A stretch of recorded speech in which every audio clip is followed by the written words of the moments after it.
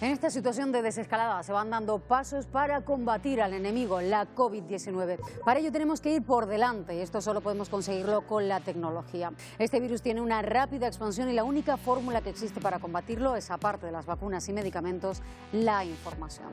El control de nuestros pasos, la geolocalización y el análisis de datos con la herramienta Big Data nos ayudará a aplanar la curva. Aquí entra en juego la privacidad en cuanto a los datos personales y también ha estado en entredicho la libertad de expresión en nuestro país.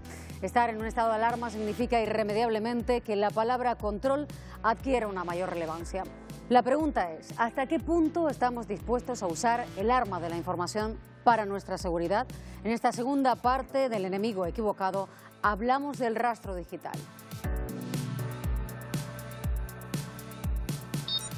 Ladies and gentlemen, how are you feeling out there tonight? Todos echamos de menos acudir a grandes eventos físicamente, ir a conciertos donde podamos saltar agarrando a los demás, donde da igual que nos cantemos al oído o acerquemos nuestros rostros. El COVID-19 nos ha obligado como a un ordenador a reiniciarnos.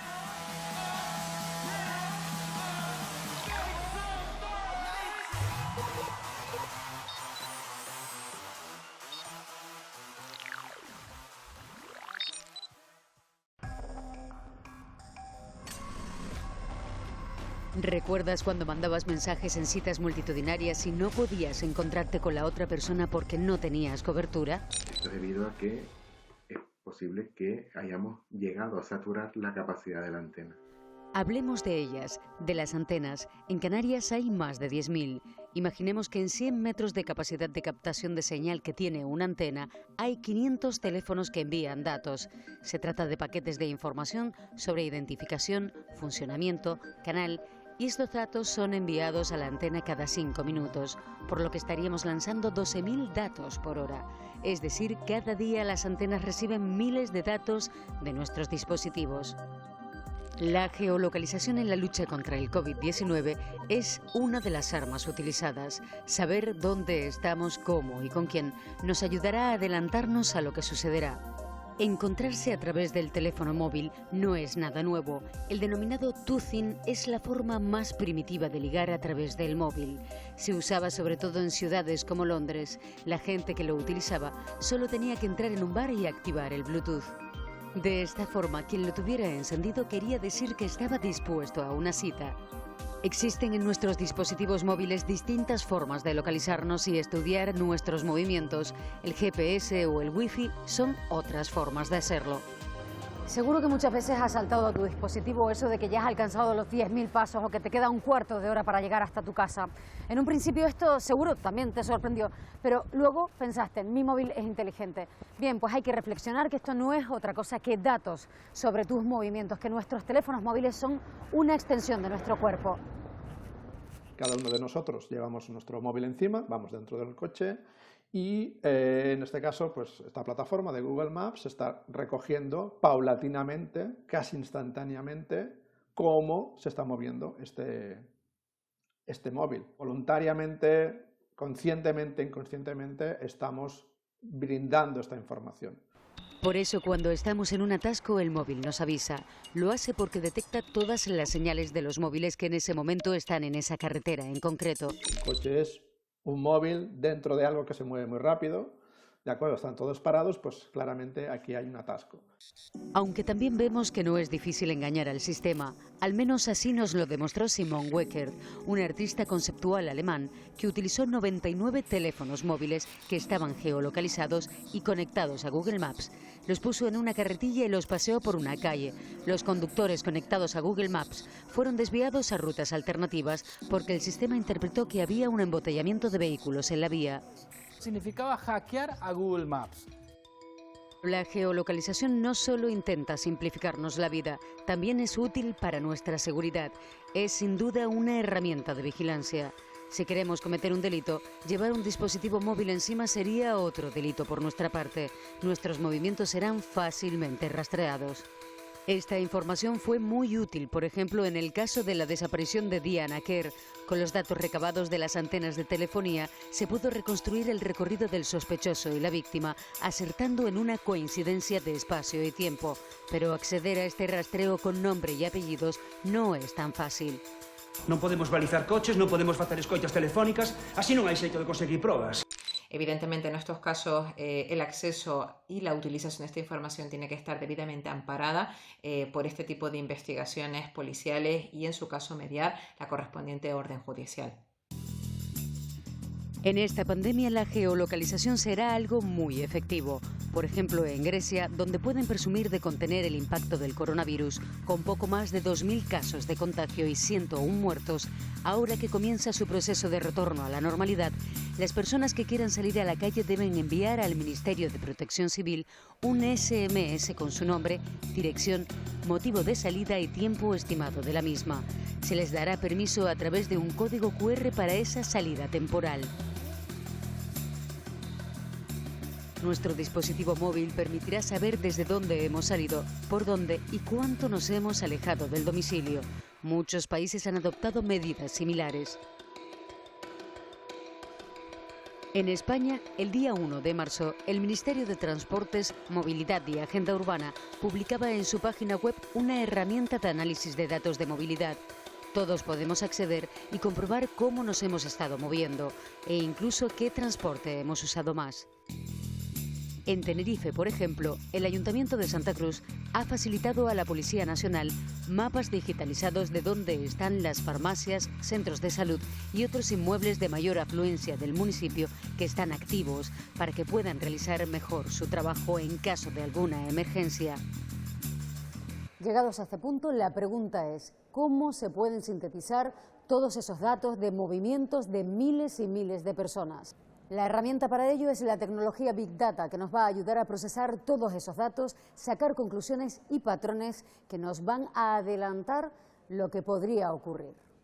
Estamos hablando de que cada uno de nosotros es un paciente, va evolucionando en su información, cogemos todos, las de todos del barrio, las de toda una comunidad, sabemos cómo esta persona se está moviendo y como tenemos más o menos conocimiento de cómo este virus se contagia, a qué velocidad y con qué infectabilidad tiene, pues evidentemente el modelo nos sale automáticamente.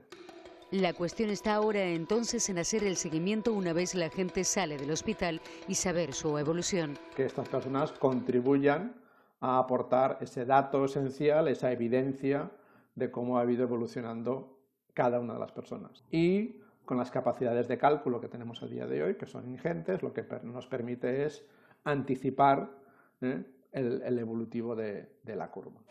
El 90% de los españoles no se ha movido, no se ha desplazado fuera de su residencia durante este confinamiento. Y este dato lo sabemos gracias a una macroencuesta realizada por el INE, el Instituto Nacional de Estadística, durante esta pandemia. ¿Qué han utilizado para realizar este trabajo, este estudio? Bueno, han utilizado la geolocalización de todos nuestros móviles, más del 80% de todos los móviles activos en España. Lo vemos en este mapa que nos muestra cuánta gente sale de una zona hacia otra en un municipio. Las flechas nos indican hacia dónde se mueven y cuáles son sus destinos. E incluso podemos averiguar de dónde llegan esas personas que ahora entran en esta ciudad de Canarias. Los datos se publican diariamente por parte de la Oficina Estadística a través de una página web y nos permite conocer con exactitud, a escala incluso municipal, cuál es el nivel de cumplimiento de los acuerdos y de las instrucciones marcadas por el Estado en cuestión de restricción de movilidad. A los funcionarios del INE, Instituto Nacional de Estadística, o ISTAC, en el caso de Canarias, debemos considerarlos como los notarios de los datos. Sus fuentes tienen alta fiabilidad. Durante esta crisis, el Gobierno de España podrá controlar los movimientos anónimos y puntuales de la población, con un margen de 200 metros, pero no puede realizar el monitoreo de forma masiva debido a la colosal capacidad de proceso requerida. El Gobierno cruzará los datos de la telefonía móvil con los del Instituto Nacional de Estadística sin necesidad de GPS. Los múltiples datos que se obtienen de los ciudadanos también tienen un uso efectivo para los empresarios, para el marketing. Nuestros datos de movimientos obtenidos a través de nuestros teléfonos móviles han ayudado a empresarios, por ejemplo, a escoger dónde abrir su negocio. En las calles del centro de Barcelona se estudiaron todos los movimientos de los turistas para saber por dónde pasaban y dónde compraban los que mayor poder adquisitivo tenían. Con los datos computados, comenzaron a subir el alquiler de los locales de algunas zonas de estas calles. Los datos utilizados en este caso de uso comercial deben ser anónimos. Son datos que se tratan agregados por razones de edad, por razones de residencia, del municipio de residencia, por razones de sexo, si es hombre o mujer, pero nunca por razones asociadas a la identificación de la persona. Un ejemplo de Big Data en Canarias es el estudio del precio de los productos online de 10 cadenas de supermercados. Lo que nos permite coger 160 millones de precios de diferentes productos, prácticamente de todos los productos que se venden online por parte de estas 10 cadenas en toda España y a escala de código postal. Una información que el ISTAC utiliza para vigilar que se cumplan los acuerdos europeos sobre el precio medio del producto. Muchas empresas privadas hacen sus propios estudios y nosotros de alguna manera hemos cedido nuestros datos para ello. Y en este sentido se estrecha la línea de nuestra intimidad. Nos remontamos a 2010. Un hombre se dirigió enfadado a un supermercado de Minneapolis porque su hija había recibido una carta con descuentos para ropa premamá, muebles y utensilios para el cuidado de un bebé. El hombre les dijo enfadado que su hija era menor y que si la estaban animando a que se quedara embarazada. Los supermercados habían contratado a un matemático, Andrew Paul, que desarrolló un algoritmo que predecía que las mujeres embarazadas compraban, entre otros productos, cremas sin perfume. Al tiempo, el hombre regresó a pedir disculpas porque su hija estaba llevando un embarazo en secreto. Este es un ejemplo de Big Data. Los datos que Target había recabado del comportamiento de sus clientes fueron capaces de predecir un embarazo. Esto es lo que se intenta exactamente en esta pandemia: adelantarnos, prever mediante nuestros movimientos y comportamientos qué podría ocurrir. Muchas veces somos los propios ciudadanos los que de forma casi trivial, sistemática, sin leernos las políticas de privacidad específicas que deben existir en este ámbito, damos autorización o consentimiento a las empresas para poder hacer estos tratamientos a estos fines. Eso no significa que tengamos que soportar de forma permanente estos usos sobre nuestra información personal. Es más, dice la norma que el consentimiento será tan fácil darlo como retirarlo. Por eso los ciudadanos tenemos la posibilidad, en la gran parte de las ocasiones, de ejercitar un derecho de oposición al uso con fines publicitarios sobre nuestros datos de carácter personal, y eso es importante que lo tengamos en cuenta. Durante esta crisis ha quedado de manifiesto que ha habido un baile de cifras, pero Canarias ha actuado de una manera muy efectiva por parte del Departamento de Epidemiología ante la captura y transmisión de datos del impacto del COVID. Constantemente están dando datos puntuales y con un nivel de desagregación altísimo, tanto en puntualidad como en nivel territorial, de tal manera que pues, los trabajos que se están realizando en Canarias al respecto han sido reconocidos a escala nacional. Se ha producido lo que se conoce como efecto Bérgamo en las cifras de los fallecidos ante la falta de pruebas, de test de diagnósticos y también porque no se ha tenido en cuenta estadísticamente los fallecidos en residencias o en sus domicilios. El uso de la descarga de aplicaciones también será una herramienta fundamental para el seguimiento de esta enfermedad, con lo cual ya no se estudia solo nuestro movimiento, nosotros tendremos que insertar datos.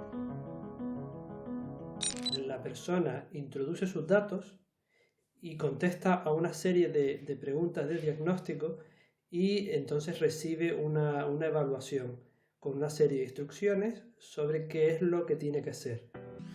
En España, la primera que se creó fue en el lugar de mayor incidencia de la pandemia, en Madrid.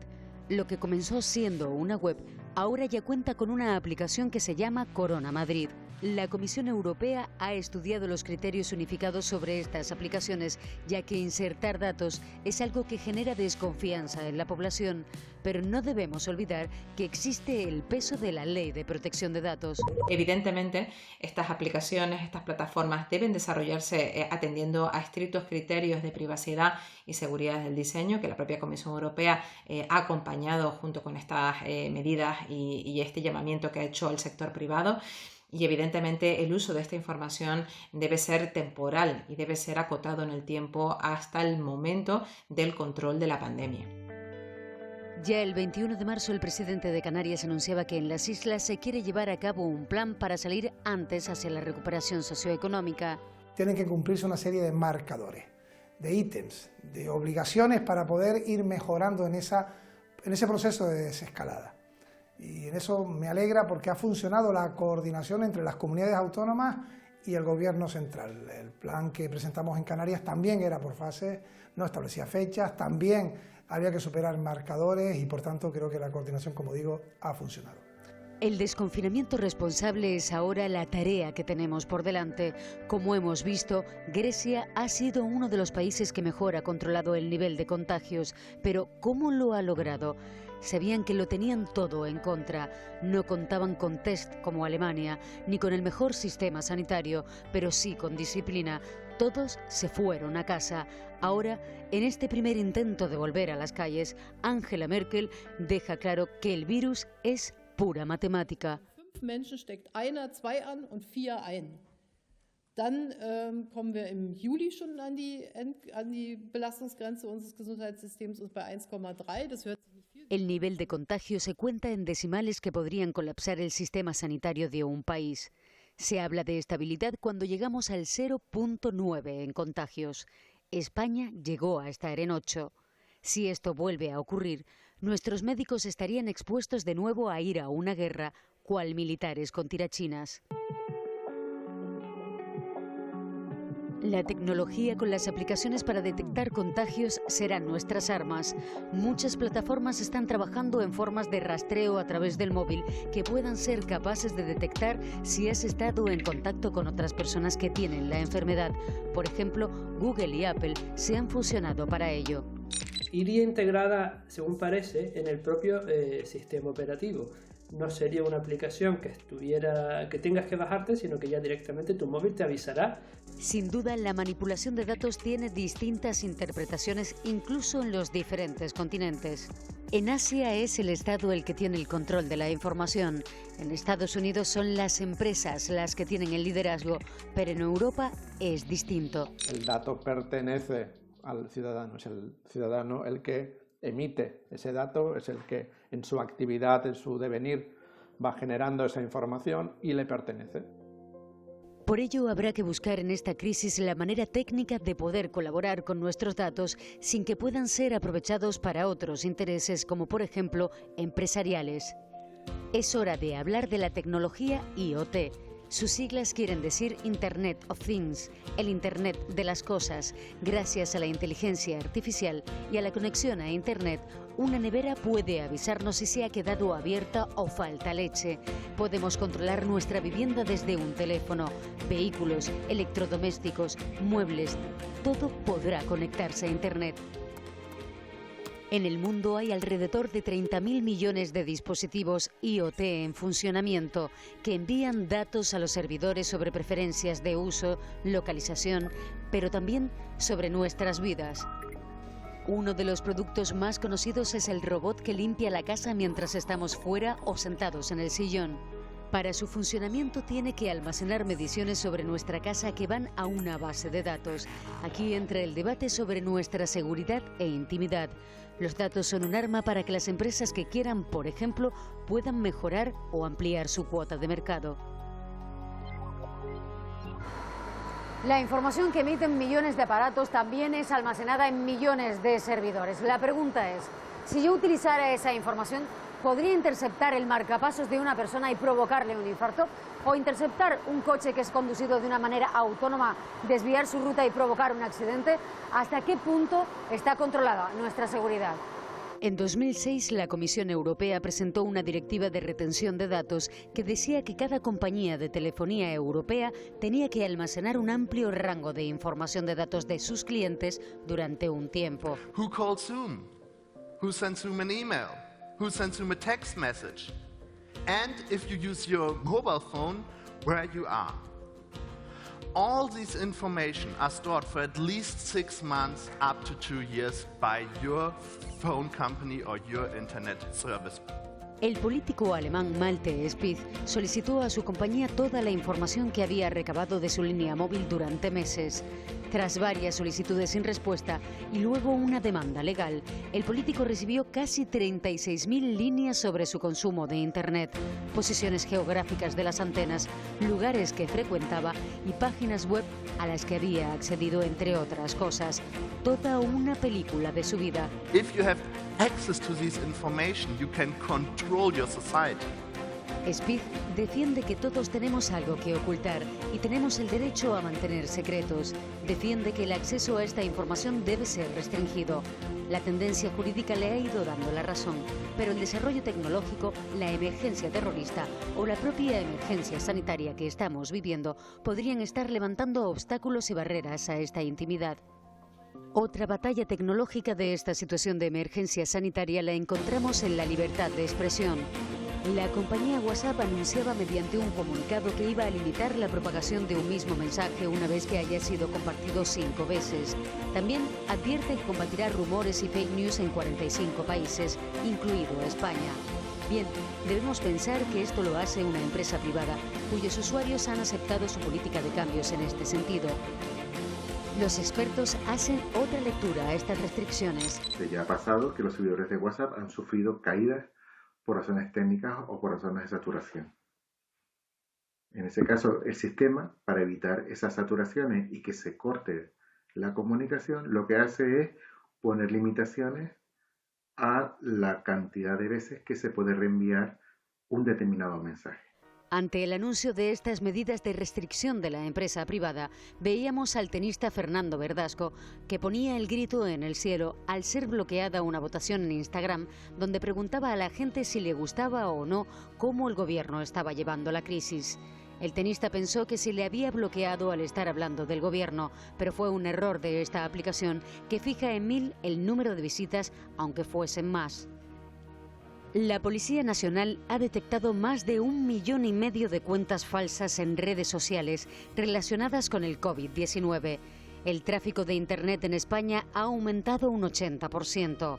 La Europol, la Interpol tienen grupos específicos para frenar los bulos y también en nuestro país la Policía y Guardia Civil hacen seguimientos a los delitos telemáticos, incluso en colaboración con la Policía Latinoamericana. España, en medio de esta crisis de infoxicación, es decir, de tanta información sobre un mismo tema, también se cuenta con empresas de verificación de datos como EFE, Maldita, AFP o Neutral. Con el objetivo de evitar el estrés social que producen todas esta serie de bulos, y otra de las líneas de trabajo es también minimizar ese clima contrario a la gestión de crisis por parte del gobierno. Estas declaraciones del general Santiago de la Guardia Civil desatan la polémica sobre el control de la información, algo que rectificó el ministro del Interior y también la ministra de Defensa. Un lapsus del general al contestar. Y los bulos, como hemos definido, son las fake news, las falsas noticias. Evidentemente, ahí no entra para nada ni la crítica más áspera, incluso con engaños, falsedades, no entra, eso forma parte de la libertad de expresión. En este caso, el confinamiento supone la restricción de derechos que son absolutamente intocables, como es el de la libertad de expresión. Por eso, organizaciones internacionales como la OMS, la Organización Mundial de la Salud, la Unión Europea y los Estados están trabajando mano a mano con las plataformas y redes sociales para intentar detectar y filtrar con la mayor brevedad posible estas noticias falsas y bulos que ruedan por Internet, y en este sentido se hace un llamamiento a la ciudadanía para que sean también corresponsables para intentar frenar y no distribuir y no propagar los mismos por Internet. A pesar de ello, la desconfianza está servida y todo se complica cuando curiosos como este detectan que en el perfil de Facebook de Sanidad aumentan exponencialmente los likes, los me gusta y descubren que son perfiles prácticamente comprados. El 17 de abril se creó el perfil, vuelvo al azar, nombres extranjeros, Amari Kippar. El 16 de abril se creó su perfil. Como se puede observar, se trata de perfiles de jóvenes de reciente creación, incluso niños de otros países, y que apenas tienen contenido. Desde Sanidad se desmiente que hayan comprado esos likes y aseguran que son víctimas de una manipulación. Esto nos recuerda al caso Barçagate, donde su presidente estuvo en el ojo del huracán, acusado de haber contratado a una empresa para difamar a varios jugadores en las redes sociales y además proteger su imagen como presidente. Es momento de hablar sobre los bots. Yaisa, las 12. ¿Tomamos café? Venga, yo subo ahora. Venga, voy subiendo. Son las 12, la hora del café. Este es un gesto que se repite siempre de lunes a viernes, pero si en lugar de que mi compañera me avise, lo que hago es programar una alarma en mi móvil para que lo haga, ya estaría utilizando un bot muy sencillo, pero un bot que no es otra cosa que una acción humana que se repite muchas veces. Son programas informáticos capaces de replicar en cierta forma el comportamiento de los humanos, y no estamos hablando de inteligencias artificiales de gran complejidad, sino que estamos hablando de replicar acciones muy sencillas, acciones como picar en un determinado botón de una página web, como puede ser darle algo a me gusta, o realizar un comentario sencillo y repetitivo. Un bot es, por ejemplo, el asistente que sale en tu pantalla que quiere ayudarte a comprar una noche de hotel. En Canarias fuimos de los primeros en crear un chatbot vía Telegram con información del ISTAC. Puedes preguntar a ese robot, a ese chat que tenemos detrás, a ese ser robótico, información estadística básica que te interese. Por ejemplo, le puedes preguntar qué población hay en Arrecife en el año 2019. En realidad es una máquina la que te contesta, es decir, que estas tareas repetitivas pueden ser conversaciones. Así que si, por ejemplo, creamos un chat en WhatsApp para hablar sobre la gestión del gobierno en la pandemia, podríamos infiltrar un bot, un programa que va a contestar como una persona con comentarios que pueden ser positivos o negativos y que pueden ayudar a crear una corriente de opinión. Puede contaminar determinados grupos de opinión. Pues, bueno, lo que estamos viendo ahora con el coronavirus, ¿no? Coges una imagen de hace un año y dices que esto es ahora la Plaza Mayor de no sé dónde. Y lo compartes como, fíjate tú el gobierno qué malo es. ¡Bum! Pues ya está, ya tienes hecho una noticia, eso lo publica el bot en un foro afín, que sepa que lo va a amplificar, y lo amplifica, y luego lo acaba llegando a más gente, bueno, y puedes mover la opinión en un sentido o en otro. Por tanto, no es fácil averiguar quién creó el bot que hizo que aumentaran los likes y comentarios en la página de Sanidad, pero lograrlo no es imposible. Lo que está claro es que quien lo creó lo que intenta es dar prestigio, porque hay muchos likes, o quitarlo, cuando se descubre con evidencia que son perfiles falsos. Si nos fijamos en los números, su arco de popularidad es muy sólido, con una trayectoria muy fuerte. Veamos su esfera de influencia. Cambiaré esto. Buena periferia. Es lo que ocurre con muchos instagramers que compran los me gusta. Uno de los métodos para que estos likes aumenten de manera rápida son las granjas de móviles. Se trata de miles de teléfonos que generan nuevos suscriptores, comentarios y likes. El objetivo no es otro que conseguir prestigio personal. En esta empresa china, miles de móviles generan nuevos suscriptores y likes para impulsar la popularidad de sus clientes. Estos teléfonos pueden estar controlados por un ordenador que les va diciendo cuál es la acción que tienen que realizar, y esa acción pues será una acción repetitiva que irán realizando continuamente. Pero la fama cae cuando la manipulación es descubierta. Recordemos el caso de Cambridge Analytica, una empresa que utilizó miles de datos de personas, conociendo en sus perfiles de Facebook cuáles eran sus preferencias políticas y generaban noticias, incluso fake news, que rápidamente se extendían por la red y por sus círculos. Lo hacían gracias a bots programados que intervenían en conversaciones con la intención de hacerles cambiar de opinión y favorecer la campaña del presidente Trump.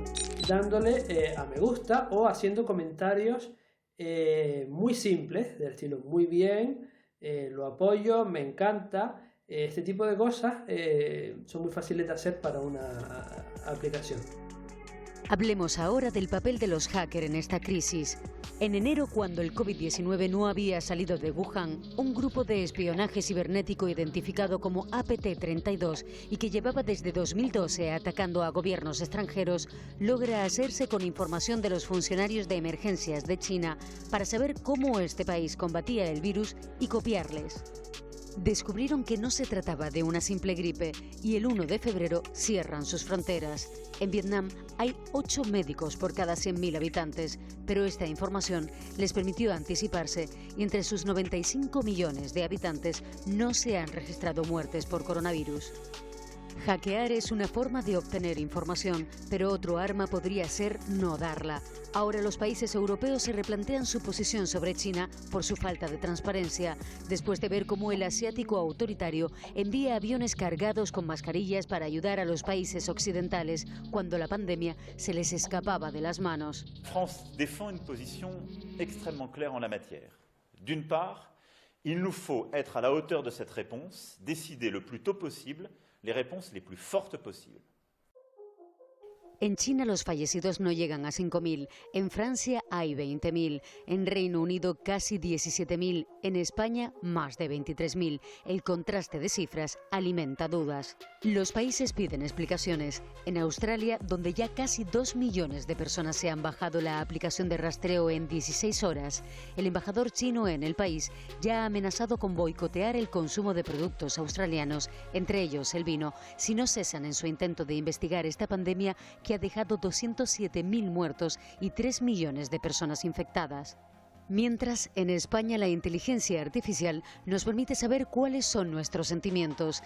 El buscador del diccionario de la Real Academia Española contabiliza que las palabras más buscadas son pandemia, cuarentena, confinar, resiliencia, por lo que tenemos un análisis general sobre nuestras preocupaciones. Como hemos visto, con la tecnología somos capaces de espiar, de mirar millones de mensajes, de palabras clave y sentidos de frase, imágenes y voz, datos que mediante la herramienta Big Data nos ayudan a extraer conclusiones.